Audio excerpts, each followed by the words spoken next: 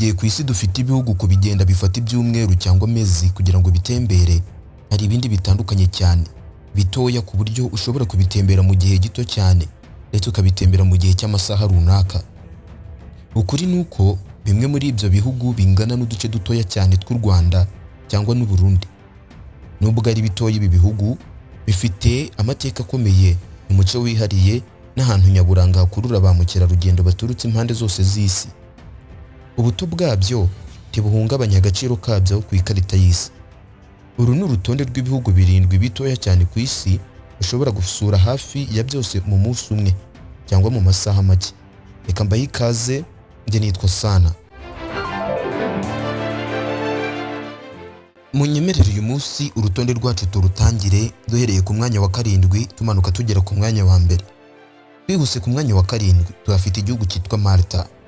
Malta ifite ubuso bwa kilometero kare 316 gusa. Iyi nini ni gatoya ugereranyije n'ibindi bihugu biri kuri uru rutonde, ariko iracyari nto cyane ku buryo umuntu yayitemberamo umunsi umwe afite gahunda nziza. Malta ni nto ku buryo irutwa ho bunini n'akarere ka Rubavu mu burengerazuba bw'u Rwanda, mu mujyi wa Kigali ukubye 2 mu bunini iki gihugu. Ibi bivuze ko ushobora gutembera uva mu ruhande rumwe rw'igihugu ujya mu rundi mu gihe gito ukoresheje imodoka cyangwa n'igare, ugasura ahantu nyaburanga hakurura abantu mu munsi umwe. Malta ifite amateka maremare cyane, inyubako za kera, inkombe nziza n'umujyi ushimishije cyane.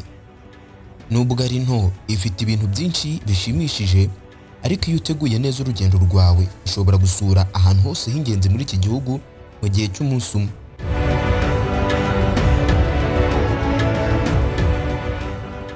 Ku mwanya wa 6 tuhafite igihugu cyitwa Liechtenstein.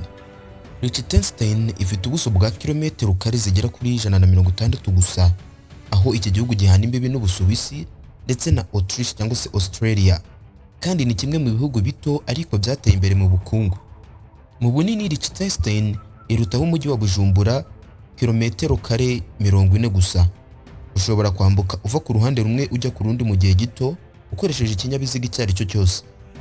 Ni igihugu gifite imisozi myiza, imidugudu myiza n'ubukungu bukomeye. Ni igihugu ushobora gusura umunsi umwe ariko ugakomeza kubona ahantu nyaburanga hakomeye impande zose, ukaba utakwifuza kuvayo nubwo ari gitoya.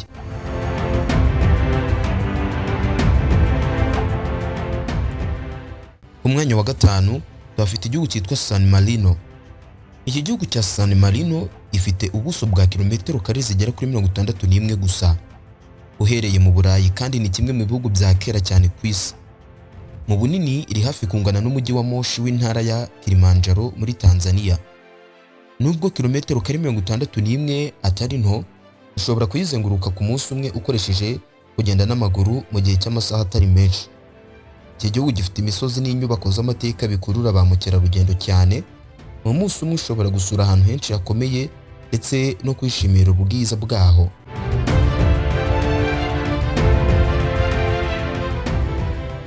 Ku mwanya wa 4 turasanga igihugu cyitwa Tuvalu.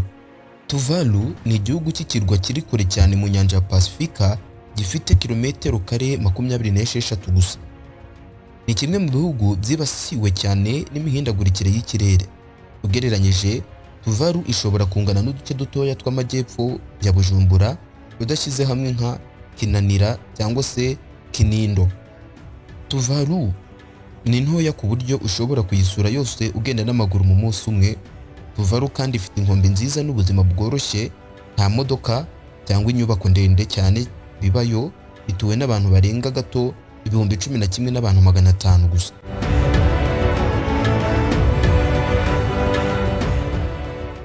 Umwanya wa 3 turasanga Nauru. Nauru iki ni ikirwa gitoya kiri mu nyanja ya Pasifika, gifite ubuso bwa kilometero kare zigera kuri 21 gusa. Ni kimwe mu bihugu bitazwi cyane, ariko kandi ni kimwe mu bihugu bitoya cyane ku isi. Ukoresheje imodoka ushobora kuzenguruka iki gihugu mu isaha imwe cyangwa 2 gusa. Nauru mu bunini yagereranywa n'agace k'umujyi wa Kigali nka Remera. Nauru ntabwo ifite imijyi minini cyangwa inyubako ndende, ariko ifite imiterere karemano n'ituze ridasanzwe rikurura abantu bakunda ibidukikije bituje. Bituwe n'abaturage barenga 11,000 gusa.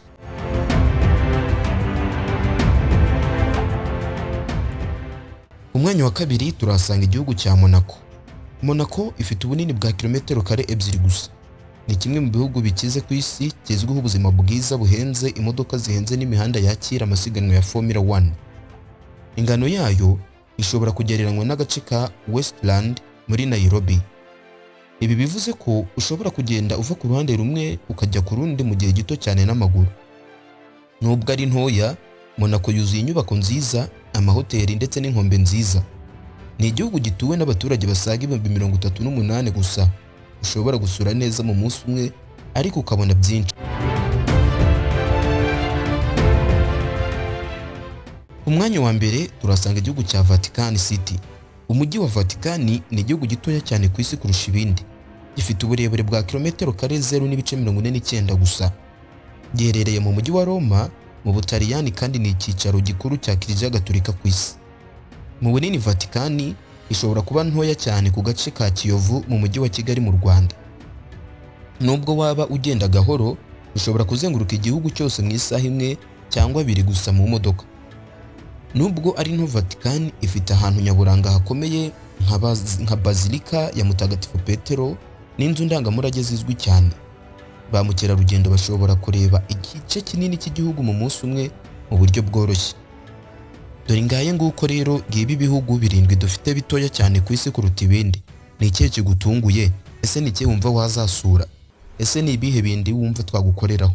Byandike muri comment, wibuke gukanda subscribe tujye tubana buri munsi hano kuri Sana World Official.